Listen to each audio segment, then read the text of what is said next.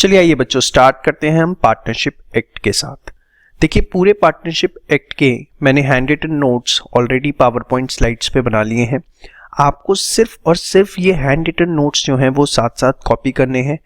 आपको इसके अलावा अपने मॉड्यूल को फॉलो करने की ज़रूरत नहीं है। बहुत ही ज़्यादा पैथेटिक मैनर के अंदर मॉड्यूल को डिज़ाइन किया गया है और काफ़ी सारी उसके अंदर गलतियां भी हैं जिसको करेक्शन की ज़रूरत है। पता नहीं कब हमारा इंस्टीट्यूट उसे करेक्ट करेगा। तो जो मैंने आपको सिर्फ स्लाइड्स पे दिया है, सिर्फ आपको इसको नोट डाउन करना है, इससे ज़्यादा आपको कुछ भी नहीं करना। अननेसेसरी आप मॉड्यूल को फॉलो करेंगे इस एक्ट के लिए तो आप कंफ्यूज हो जाएंगे। तो चलिए स्टार्ट करते हैं। पार्टनरशिप, सबसे पहले पार्टनरशिप होता क्या है? तो देखिए partnership is the relation between partners. अब ये किस तरह का रिलेशनशिप होता है? This relationship of principal and agent. कैसा रिलेशनशिप है उनके बीच में? प्रिंसिपल और एजेंट का रिलेशनशिप है। Who have agreed to share the profits of business, जो कि एग्री हुए हैं कि वो प्रॉफिट्स ऑफ बिजनेस शेयर करेंगे। देखिए वर्ड जो है वो सिर्फ मैंने प्रॉफिट्स लिखा है, लॉसेस वर्ड नहीं लिखा। क्यों? ध्यान से समझिएगा। देखिए इस लाइन का मतलब ये है कि पार्टनरशिप फॉर्म करते हुए intention should be to share the profits of business. अगर इंटेंशन प्रॉफिट शेयर करना नहीं है तो उसको आप पार्टनरशिप नहीं कह सकते। लाइक छोटा सा एग्जांपल अगर मैं दूं, एनपीओ। तो अगर आप एनपीओ फॉर्म करते हैं तो होता क्या है? नॉट फॉर प्रॉफिट ऑर्गेनाइजेशन के अंदर जो इंटेंशन होती है that is not to share the profits. Intention is not to share profits, rather social welfare. Yes और no?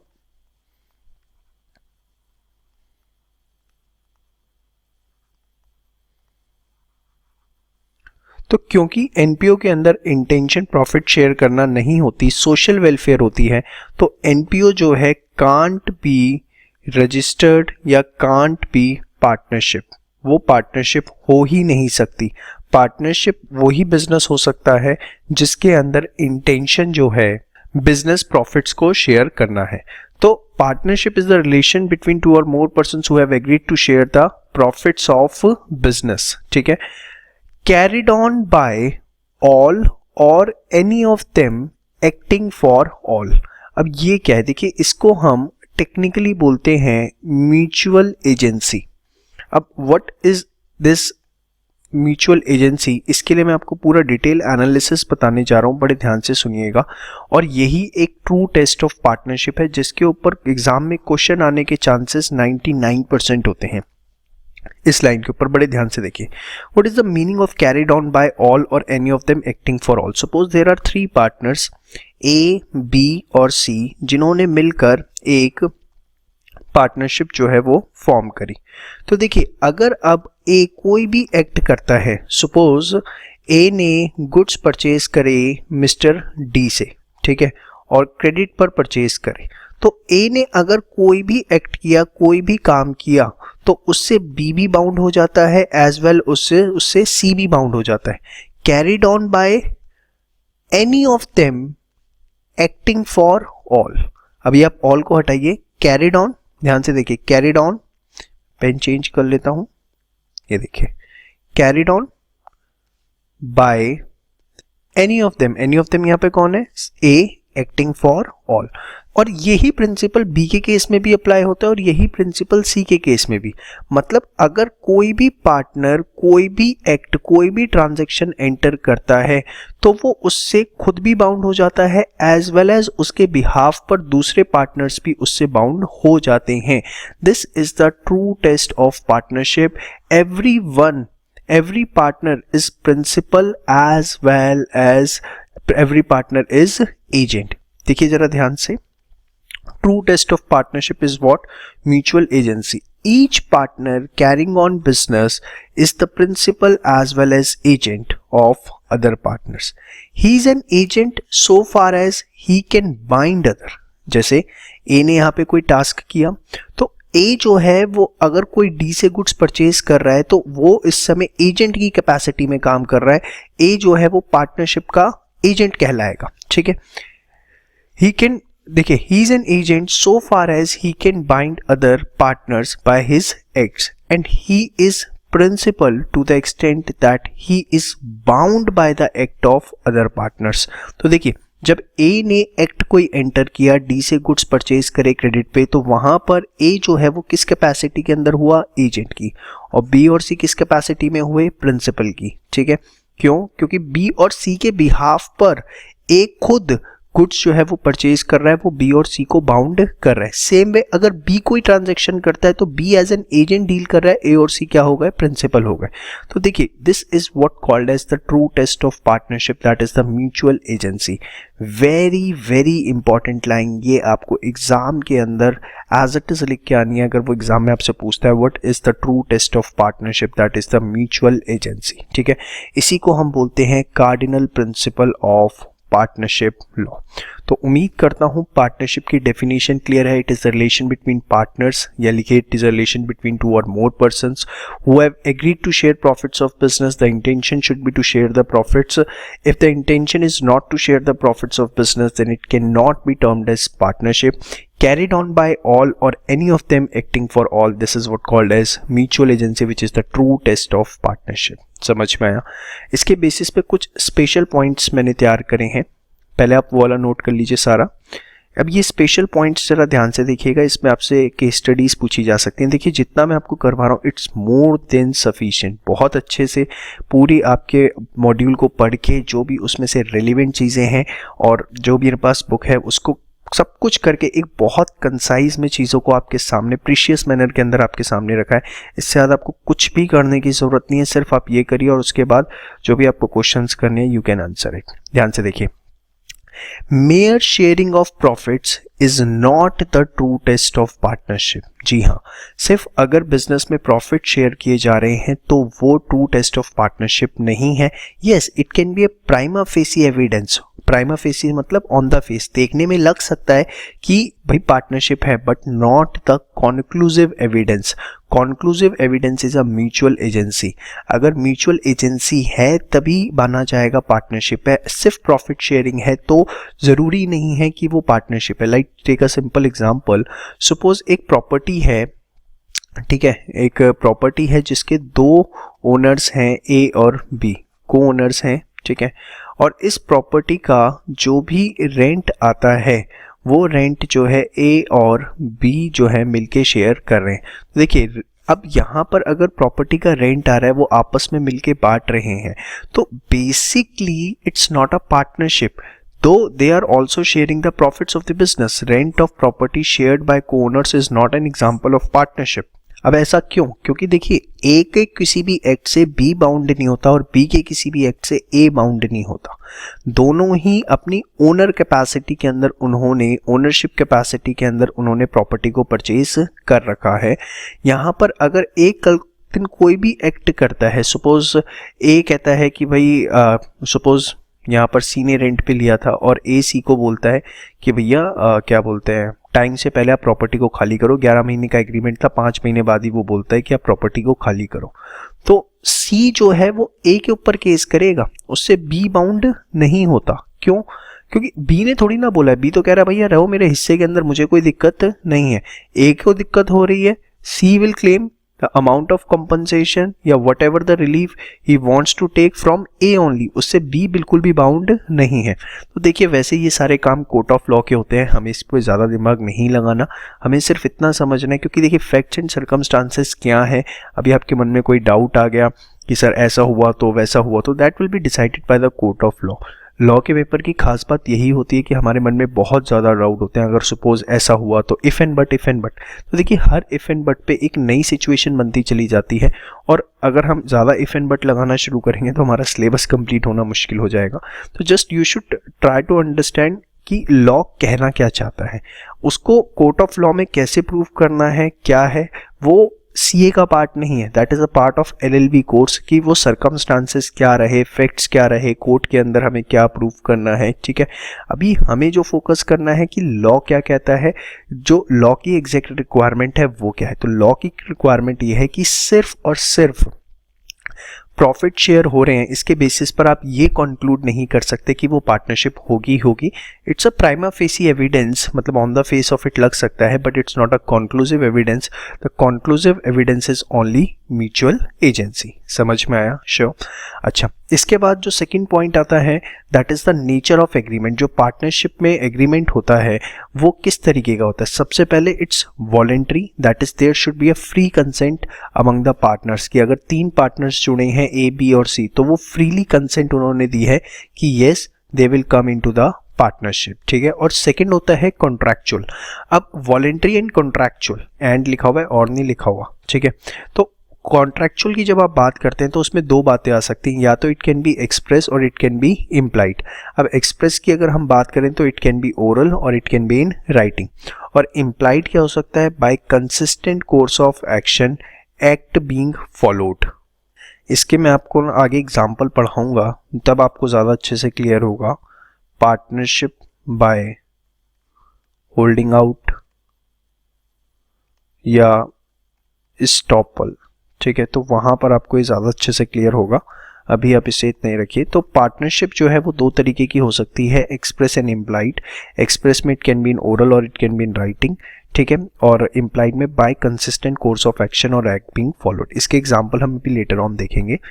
Maximum number of partners जो हैं वो 50 हो सकते हैं पार्टनरशिप के अंदर, अदरवाइज उसे एक इलीगल एसोसिएशन बना दिया जाता है, मान लिया जाता है।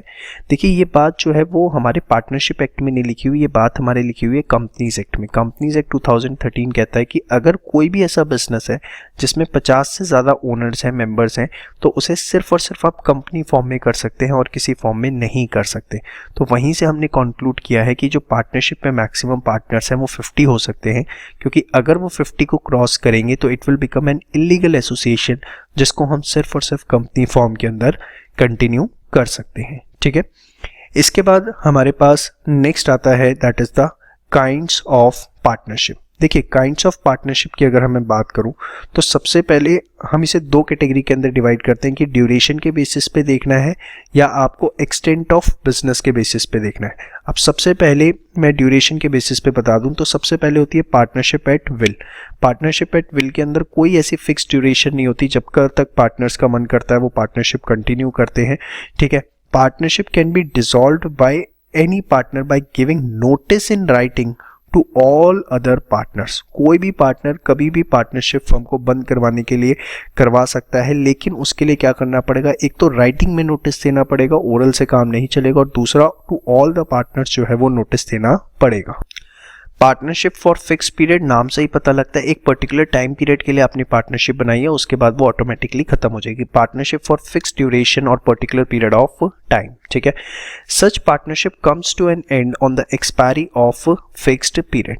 अब देखिए एक बहुत अच्छा क्वेश्चन और एक एग्जाम में बहुत ही अच्छी केस स्टडी बनती है। सपोज आपने पार्टनरशिप बनाई फिक्स पीरियड ऑफ टाइम के लिए, ठीक है, और फिक्स पीरियड ऑफ टाइम जो है वो एक्सपायर हो गया और उसके बावजूद भी पार्टनरशिप चल रही है। तो अगर फिक्स पीरियड ऑफ टाइम के एक्सपायर होने के बाद भी पार्टनरशिप चल रही है तो वो बन जाएगी partnership at will.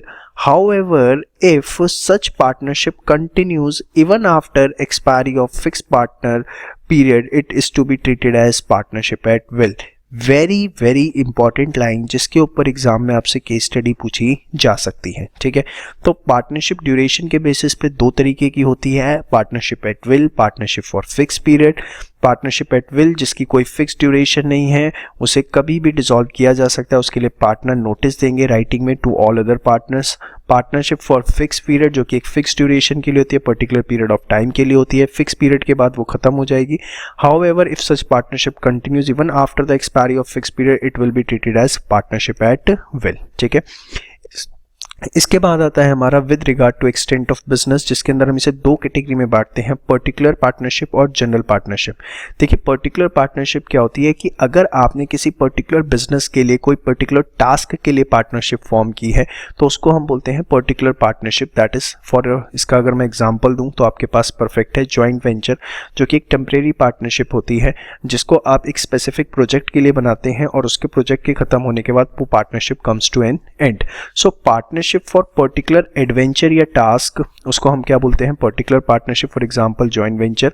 Liability of partner extends limit for that particular adventure only. देखिए लिखने को आप टास्क भी लिख सकते हैं, लेकिन लॉ का जो प्योर वर्ड है दैट इज द एडवेंचर।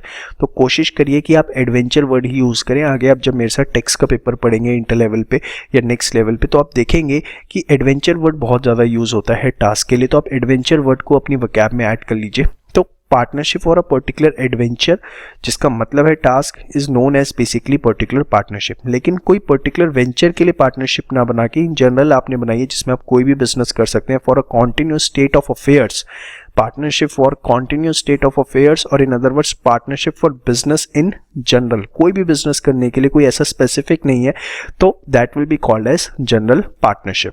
तो ये था आपका काइंड्स ऑफ पार्टनरशिप। फटाफट इसको एक बार जो है वो सारा का सारा नोट डाउन कर लीजिए। देखिए जितना मैं आपको बता रहा हूँ, बिलीव मी, इससे ज़्यादा कुछ भी करने की ज़रूरत नहीं है। बहुत, बस श्याम बाबा जानते हैं कितनी मेहनत करके नोट्स बने हैं। पूरे 10 घंटे लगे इस नोट्स को बनाने के अंदर, सिर्फ कि आपको किसी तरह की डिफ़िकल्टी ना आए, क्योंकि आपका जो मटेरियल है वो बहुत ही ज़्यादा, दो जितना वो अच्छा दूसरे एक्ट्स के लिए था, वो यहाँ पर थोड़ा पैथेटिक आ जाता है। और चलिए आगे बात करते हैं पार्टनरशिप डीड के ऊपर। देखिए पार्टनरशिप डीड क्या होता है। कोई भी पार्टनरशिप एग्रीमेंट हमने देखा था, या तो वो राइटिंग में हो सकता है या ओरल के अंदर। अगर वो ओरल है तो हम उसे पार्टनरशिप डीड नहीं बोलते, बट अगर वो राइटिंग के अंदर है, किसके अंदर है, अगर पार्टनरशिप एग्रीमेंट राइटिंग के अंदर है, then it is called as partnership deed. अब देखिए partnership deed is a basically a partnership agreement in writing. उसके अंदर होता क्या है, containing various terms and conditions as to the relationship of the partners to each other is called partnership deed. सबसे पहली चीज आपको एग्जाम में यही फंसाएगा कि जो पार्टनरशिप एग्रीमेंट इन ओरल है, क्या वो पार्टनरशिप डीड है? No, partnership agreement in writing is known as partnership deed and it contains various terms and conditions of to the relationship among the partners, की वो किस बेसिस पे terms and conditions पे अपनी पार्टनरशिप को continue करने वाले हैं। समझ में आई बात?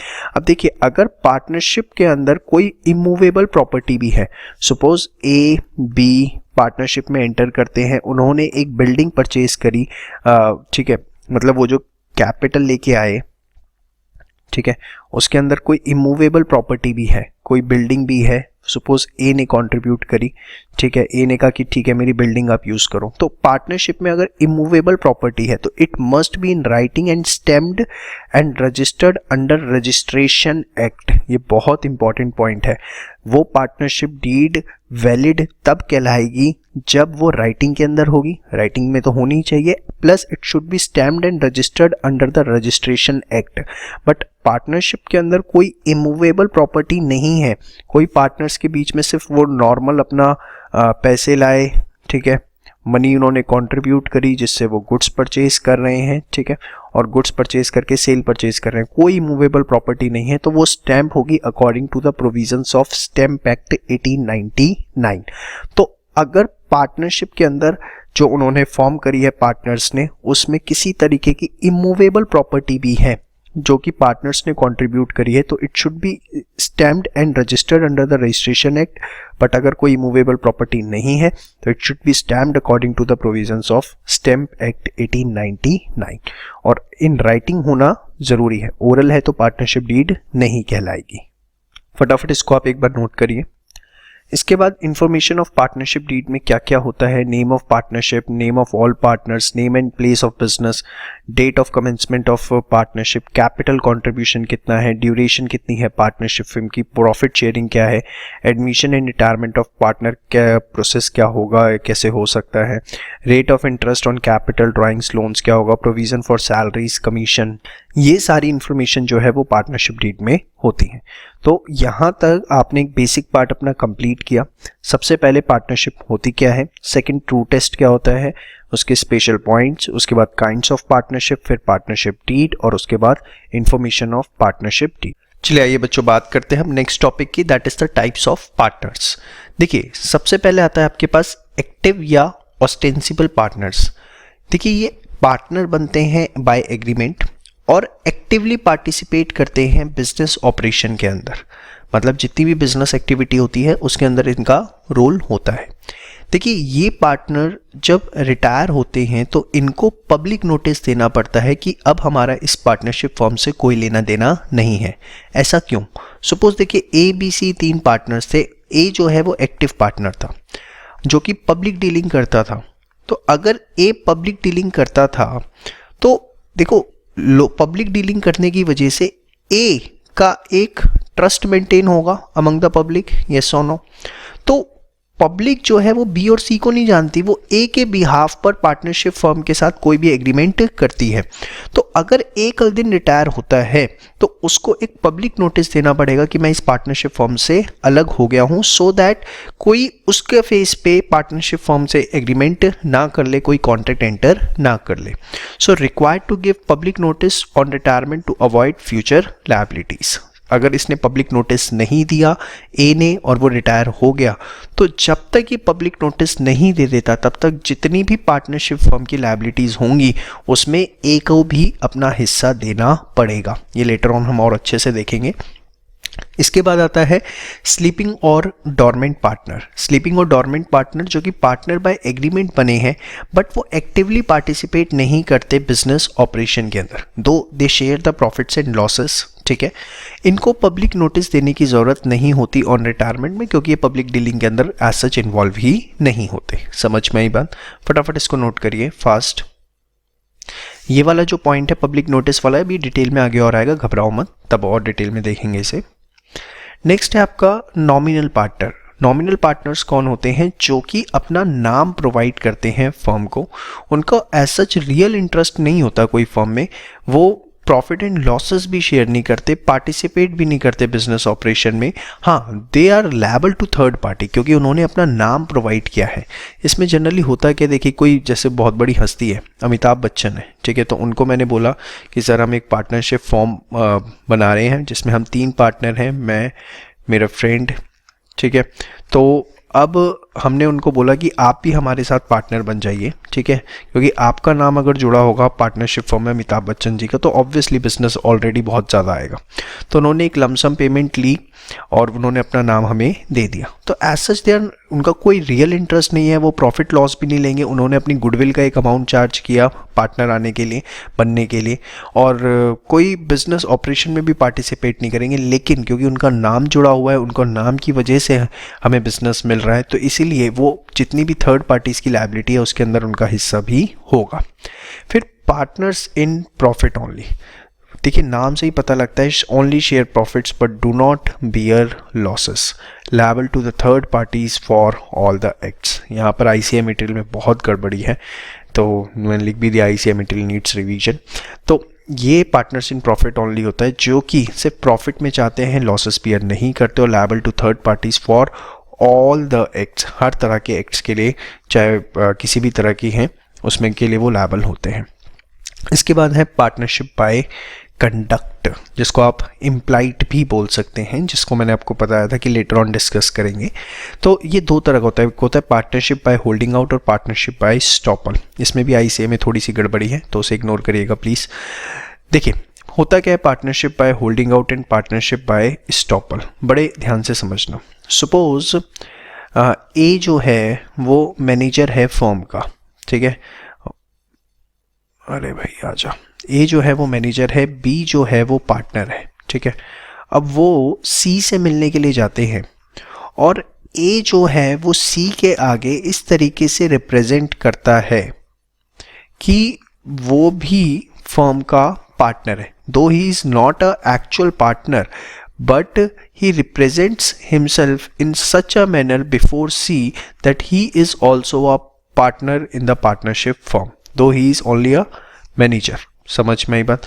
तो यहाँ पर अगर A ने इस तरीके से रिप्रेजेंट किया कि वो भी पार्टनरशिप फर्म का पार्टनर है, दो वो पार्टनर एक्चुअल नहीं है, और उसकी रिप्रेजेंटेशन की वजह से, उसकी बातों की वजह से सी कोई कॉन्ट्रैक्ट कर लेता है पार्टनरशिप फर्म के साथ, तो यहाँ पर ए जो है वो बेसिकली बन जाएगा partnership by holding out. Holding out means to represent strangers who hold themselves out or represents to be partner in a firm.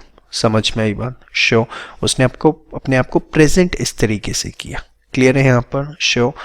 Next होता है पार्टनरशिप बाय स्टॉपल। अब पार्टनरशिप बाय स्टॉपल क्या होता है, बड़े ध्यान से समझना।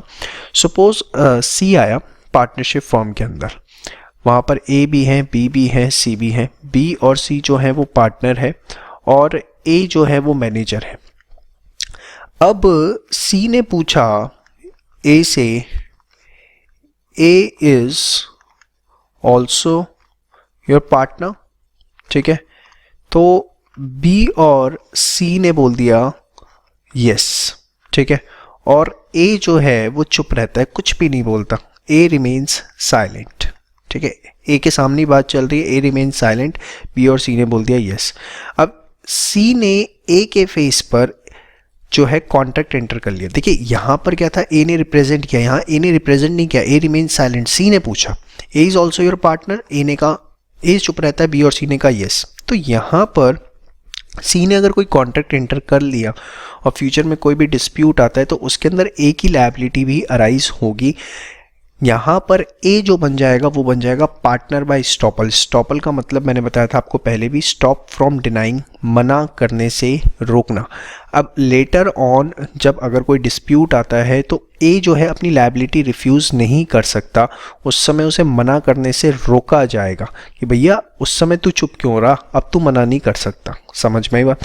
Where a stranger misunderstands a particular person as partner and such person remains silent, then he or she is partner by estoppel। बहुत क्लीन सिंपल वर्ड्स के अंदर आपको चीज़ें प्रोवाइड करी हैं। प्लीज़ इनकी इज्जत समझिए, और इज्जत कैसे समझनी है, कोई आरती नहीं करनी इसकी रोज़, सिर्फ आपको बड़ी शिद्दत के साथ पढ़ना है। बिलीव मी, सिर्फ इतना। मैंने आपको प्रॉमिस किया था कि आप इंडियन कॉन्ट्रैक्ट और सेल्स ऑफ गुड्स एक्ट कर लो, सिर्फ उसके बाद 3 घंटे के सारे एक्ट बचते हैं, तीनों मिला करके, उससे ज़्यादा नहीं जाने दूंगा। अब पढ़िए ज़रा इसे। Not liable to share profits and losses of the firm, दोनों ही प्रॉफिट एंड लॉसेस में के लिए मतलब एंटाइटल नहीं होते। However liable to third party with which contract is entered into because of such representation. देखिए यहाँ पर एक चीज़ और समझिए कि ये सारे पार्टनरशिप बाय होल्डिंग आउट और पार्टनरशिप बाय स्टॉपल की जब आप बात करते हैं तो basically they are liable only for those contracts जो उनकी रिप्रेजेंटेशन की वजह से या मिसअंडरस्टैंडिंग की वजह से हुए हैं। समझ में आई मत? वो सारी थर्ड पार्टीज के लिए लायबल नहीं है। Liable to third parties with which contract is entered into because of such representation, उनकी रिप्रेजेंटेशन की वजह से अगर कोई थर्ड पार्टी एंटर करी है तो सिर्फ वो उस थर्ड पार्टी के लिए लायबल है, सारी थर्ड पार्टीज के लिए लायबल नहीं है। समझ में आया? श्योर। इसके बाद इनकमिंग पार्टनर जो पार्टनरशिप फॉर्म में एडमिट हो रहा है, आउटगोइंग पार्टनर जो पार्टनरशिप फॉर्म से रिटायर हो रहा है, ठीक है। अब देखिए, remains liable to third parties for all acts till public notice is given of his retirement। जब तक रिटायरिंग पार्टनर पब्लिक नोटिस नहीं दे देता, सपोज वो रिटायर हुआ 1 जुलाई को, उसने पब्लिक नोटिस दिया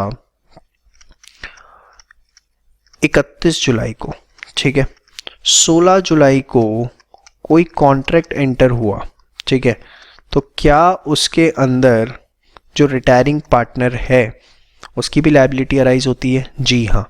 जब तक वो पब्लिक नोटिस नहीं दे देता, जब तक जितने भी कॉन्ट्रैक्ट एंटर किए जाएंगे उसके अंदर रिटायरिंग पार्टनर की भी लायबिलिटी होगी। तो क्या आपका आंसर अलग होता कि अगर वो स्लीपिंग पार्टनर होता? तो हाँ जी, स्लीपिंग पार्टनर होता तो उस केस के अंदर उसकी लायबिलिटी नहीं होती, उस केस में उसे पब्लिक नोटिस देने की ज़रूरत नहीं होती है। अब पब्लिक नोटिस देने का तरीका क्या होता है? तो देखिए, by publishing it in official gazette. Official gazette का मतलब है कोई भी government recognized national newspaper, national newspaper, ये बात ध्यान रखनी, गवर्नमेंट रिकॉग्नाइज्ड लैंग्वेज कोई भी हो, and at least 1 vernacular newspaper, local language का जो भी न्यूज़पेपर है उसके अंदर। तो 2 न्यूज़पेपर में देना है, 1 इन नेशनल न्यूज़पेपर, 1 इन लोकल न्यूज़पेपर, तो उसको मान लिया जाता है कि आपने पब्लिक नोटिस दे दिया। सब पार्टनर क्या होता है? Suppose A B C partners है, ए जो है कॉन्ट्रैक्ट करता है डी के साथ कि वो पार्टनरशिप फॉर्म से जो भी कमाएगा उसका 50% जो है वो डी को देगा, ठीक है। तो यहाँ पे डी जो है वो बन जाएगा सब पार्टनर, लेकिन एज सच उसका पार्टनरशिप फॉर्म से कोई लेना देना नहीं है। This is just a contract between A and D only. Partner agrees to share his profits in the firm with a third person, that third person is called sub partner. जो third person है उसको हम क्या बोलेंगे? Sub partner.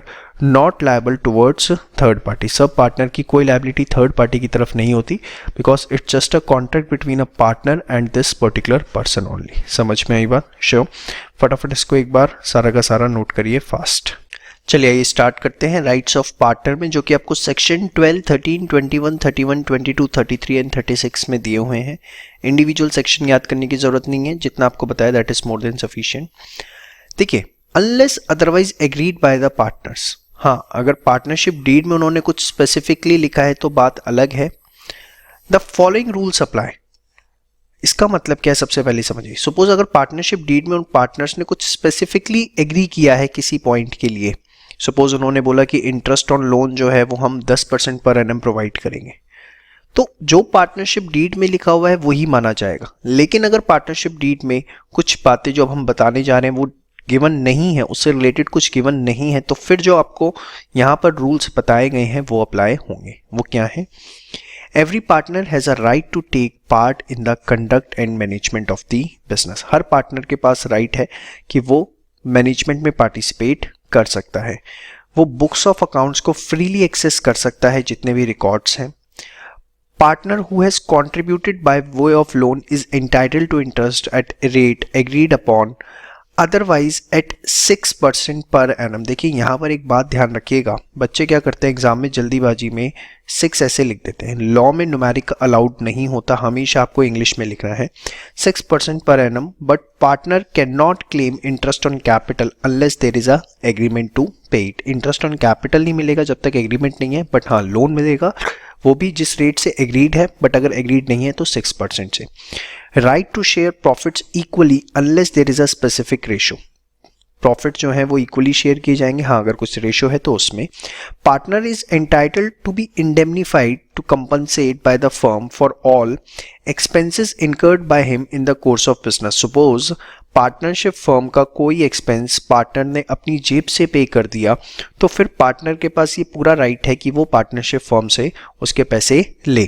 अब partner is entitled to be indemnified, that is to compensate by the firm for all expenses incurred by him in the course of the business.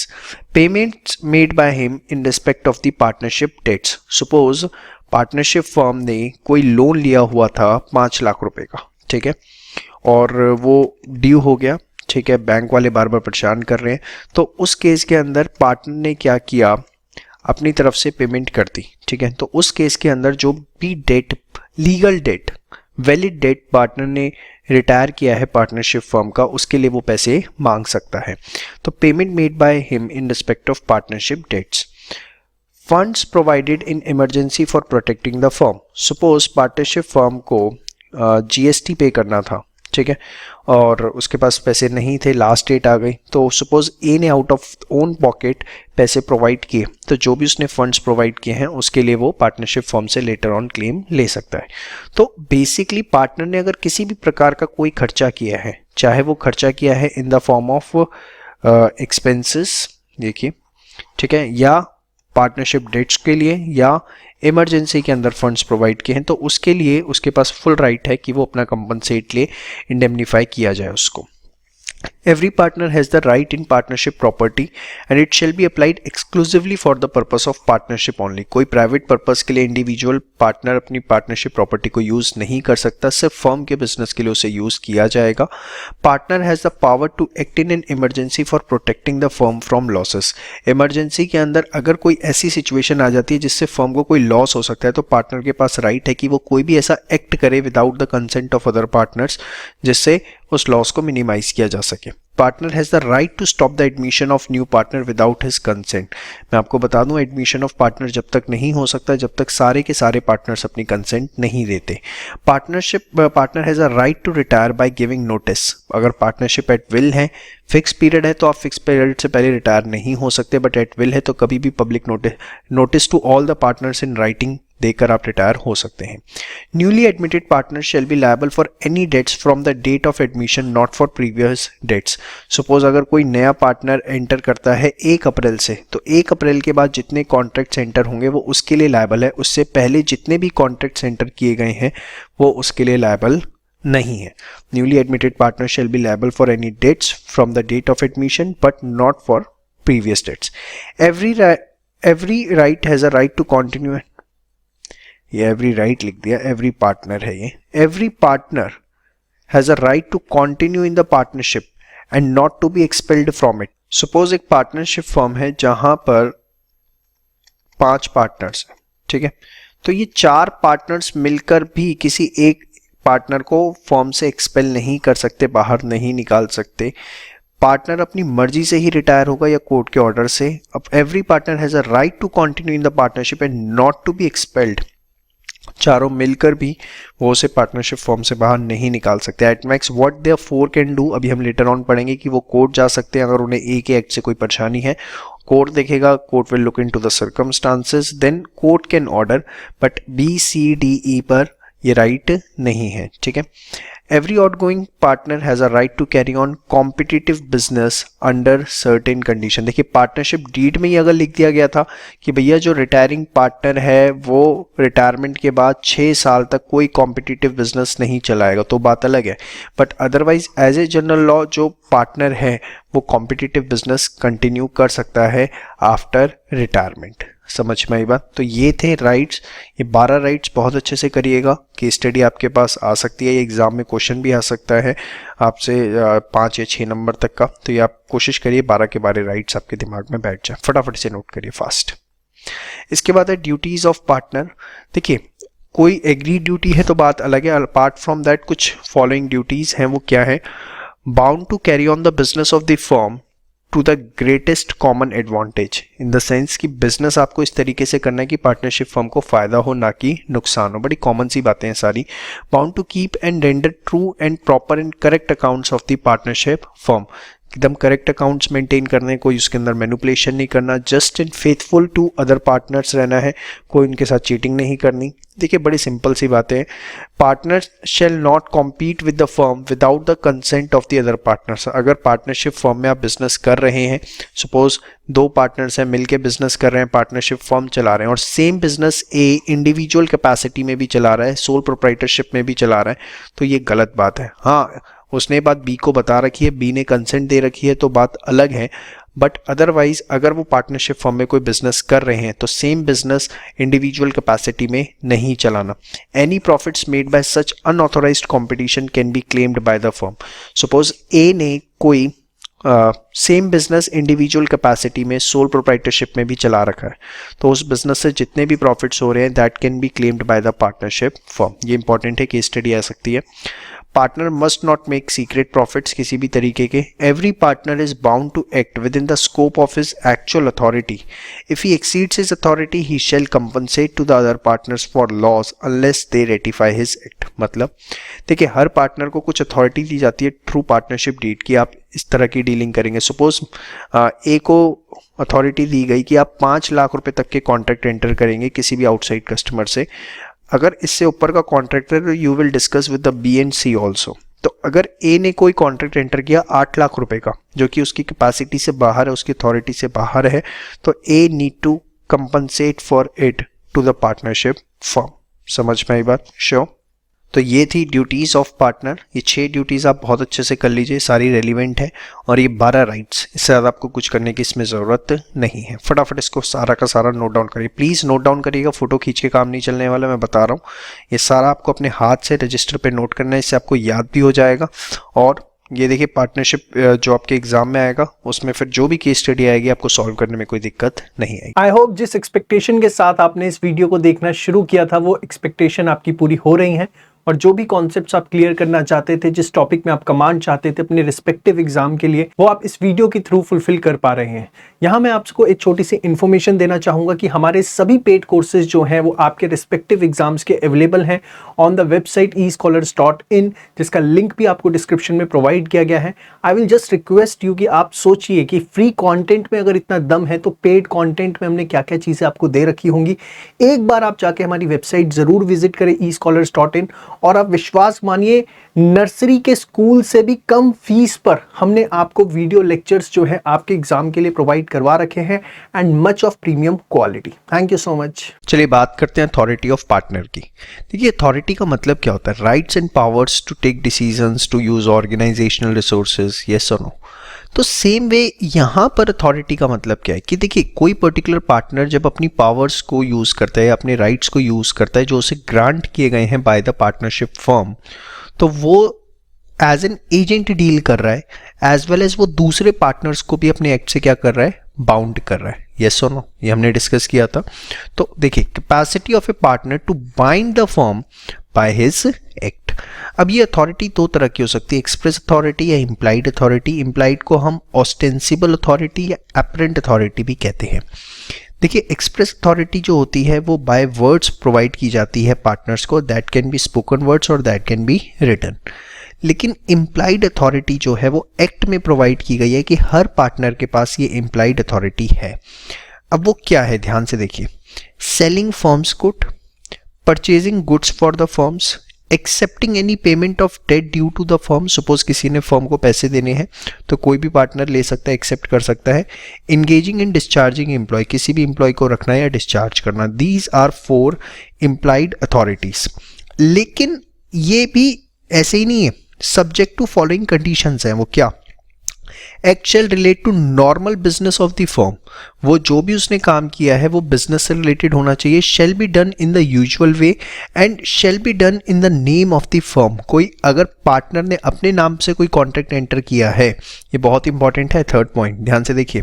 Suppose ABC की partnership firm है, ठीक है, जिसका नाम है suppose ABC and company.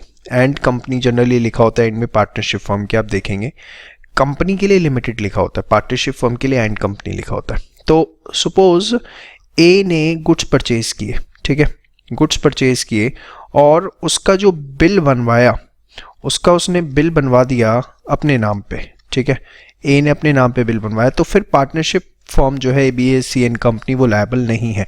Act shall be done in the name of the firm, ठीक है। वो अगर अपने नाम पे करता है, इंडिविजुअल कैपेसिटी में करता है, तो उस केस में पार्टनरशिप फर्म लायबल नहीं होगी उसके एक्ट से। तो बेसिकली इम्प्लाइड अथॉरिटीज दी गई हैं, क्या है? Selling firm's goods, purchasing, accepting any payment of debt, engaging and discharging, लेकिन subject to certain condition that it should be in a normal business, ठीक है, in a usual way and shall be done in the name of the firm. Important है, exam में आपसे 3 number का short note पूछा जा सकता है इसके ऊपर, ठीक है। In a trading firm partner has following additional powers. अब कौन से एडिशनल पावर्स हैं? To borrow money on the firm's credit and to pledge the firm goods for that purpose. देखिए यहाँ पर प्लेजिंग की पावर नहीं थी। आप पार्टनरशिप फर्म ने किसी को पैसे देने हैं तो पार्टनर कैन एक्सेप्ट, लेकिन अगर ट्रेडिंग फर्म है, ट्रेडिंग फर्म का मतलब क्या होता है? जिसका काम होता है गुड्स को सेल परचेज करना, तो वहां पार्टनर के पास पावर है कि वो मनी भी बोरो कर सकता है फर्म के गुड्स को प्लेज करके, जिसको आप जनरली क्या बोलते हैं? Cash credit. जी हाँ। To accept, make and issue negotiable instrument in the firm's name, BR या BP को एक्सेप्ट करना या ड्रॉ करना, ये भी उसके पास पावर है। सिर्फ ट्रेडिंग फर्म में, मैन्युफैक्चरिंग में नहीं है। वो एग्जाम में क्वेश्चन पूछ सकता है, नॉट इन मैन्युफैक्चरिंग,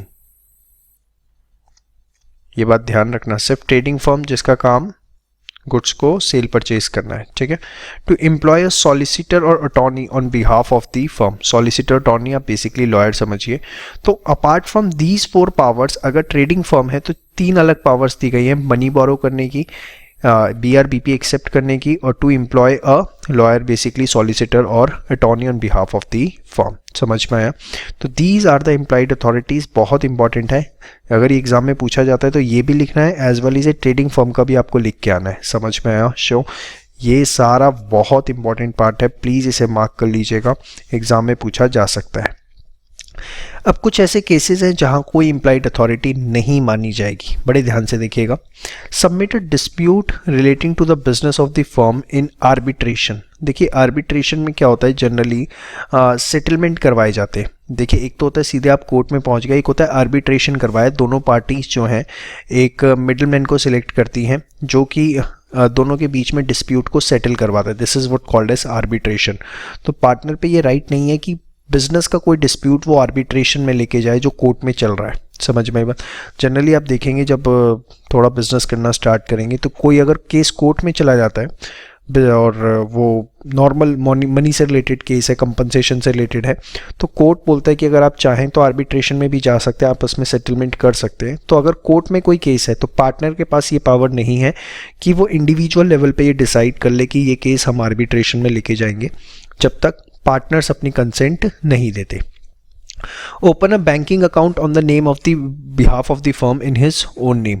ठीक है, ये अपने नाम से कोई फर्म का बैंक अकाउंट नहीं खोल सकता। कॉम्प्रोमाइज और रिलिंक्विश का मतलब होता है सरेंडर एनी क्लेम और portion of claim by the firm. मतलब समझे, बेसिकली सपोज फर्म ने कोई कंपनसेशन रिसीव करना है तो उसको सरेंडर करने का राइट पार्टनर पे नहीं है। सपोज फर्म ने किसी पे 1 करोड़ रुपए का केस डाल रखा है, ठीक है, तो ये नहीं है कि पार्टनर ए जो है उसके पास ये राइट है कि उसको सरेंडर कर दें कि नहीं चलो ठीक है कोई दिक्कत नहीं है मत देना। ठीक है, तो कॉम्प्रोमाइज या relinquish that is surrender any claim और portion of claim by the firm.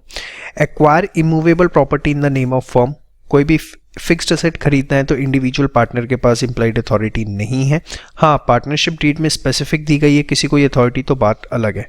कोई भी पार्टनरशिप फर्म को की जो प्रॉपर्टी है, कोई फिक्स्ड असेट है, उसे ट्रांसफ़र करने की कोई इम्प्लाइड अथॉरिटी नहीं होती। Enter into partnership on behalf of the firm, इसकी भी कोई इम्प्लाइड अथॉरिटी नहीं होती। Withdraw suit filed by the firm, कोई फर्म ने केस फाइल करा है और उसे पार्टनर सोचे कि मैं इंडिविजुअल लेवल पे विड्रॉ कर सकता हूँ, ऐसी भी कोई इम्प्लाइड अथॉरिटी नहीं होती। मतलब ये सब एक्ट अगर पार्टनर तभी कर सकता है जब उसे इसकी एक्सप्रेस अथॉरिटी दी गई है। समझ में आई बात। Admit any liability in a suit against the firm, किसी ने फर्म पे कोई केस किया, ठीक है, तो ये नहीं है कि पार्टनर खुद एडमिट कर ले कि ठीक है मैं इसे मानता हूँ कि ये कंपनसेशन हमें पे करना है, अनटिल अनलेस उसके पास इस चीज़ की एक्सप्रेस अथॉरिटी नहीं है। समझ में। बेसिकली आप ये समझिए, ये जो मैंने आपको 8 पॉइंट्स दिए हैं, ये 8 पॉइंट्स का मतलब क्या है कि that these powers are available to partner only when there is express authority।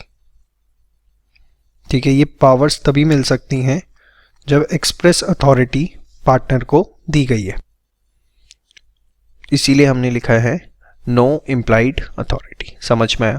तो ये भी आपको याद रखने, कई बार पूछ लिया जाता है कि कौन सी इम्प्लाइड अथॉरिटीज़ के स्कोप में नहीं आता, तो ये सारे केसेस हैं जो इम्प्लाइड अथॉरिटी के केस के अंदर नहीं आते। समझ में आई बात आपको? श्योर, पक्का।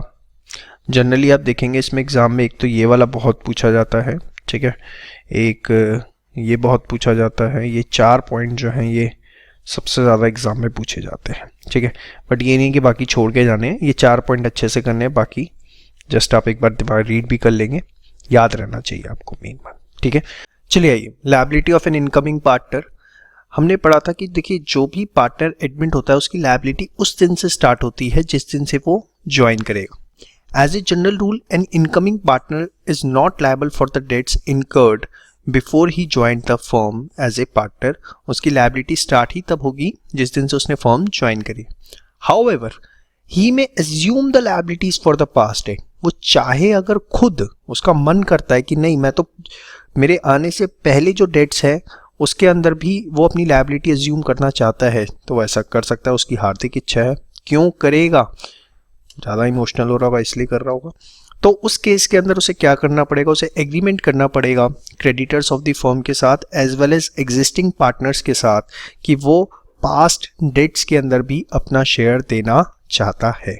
प्रैक्टिकली स्पीकिंग ऐसा नहीं होता, लेकिन एग्जाम में इसके ऊपर क्वेश्चन आता है, क्या इनकमिंग पार्टनर पास्ट डेट्स के लिए अपनी लायबिलिटी एज्यूम कर सकता है? तो हाँ, लॉ ने तो ये पावर दी है कि वो चाहे तो कर सकता है। उसके लिए उसे एग्रीमेंट करना पड़ेगा क्रेडिटर्स ऑफ द फर्म के साथ एंड एग्जिस्टिंग पार्टनर्स के साथ। समझ में आया? Same way liability of an outgoing और रिटायरिंग पार्टनर। तो देखिए, remains liable for the partnership debts contracted while he was a partner. जब वो पार्टनर था तो तब तक की डेट्स के लिए, वो तब तक के डिस्प्यूट्स के लिए लायबल है। However he may be discharged by an agreement, but उसके लिए भी उसे डिस्चार्ज किया जा सकता है। फॉर एग्जाम्पल ABC पार्टनर थे, A डिसाइडेड टू रिटायर, ठीक है, और वो 1 जुलाई को रिटायर होता है। तो 1 जुलाई तक की डेट्स के लिए ए जो है उसकी लायबिलिटी है, बट इसमें उसे डिस्चार्ज किया जा सकता है कब? अगर एग्रीमेंट हो जाए between the creditors of the firm and existing partners, दोनों के साथ वो एग्रीमेंट कर ले तो पास्ट डेट्स के लिए भी उसे डिस्चार्ज किया जा सकता है। तो दोनों ही बहुत इंपॉर्टेंट हैं, जिसपे 2-2, 3-3 नंबर के क्वेश्चंस आ सकते हैं। क्या इनकमिंग पार्टनर्स पास्ट डेट के लिए लायबल हो सकता है, लायबिलिटी अज्यूम कर सकता है? Yes, if he enters into a contract with the creditors as well as with the existing partners। और क्या आउटगोइंग पार्टनर को पास्ट डेट से डिस्चार्ज किया जा सकता है? यस, अगर वो एग्रीमेंट कर ले क्रेडिटर्स ऑफ द फर्म या एग्जिस्टिंग पार्टनर्स से। क्वेश्चन लिख देता हूँ, क्या आ सकते हैं? Is incoming partner can assume liabilities in past debts, इस पे क्वेश्चन आ सकता है। और इस पे whether outgoing partner can be discharge for past date.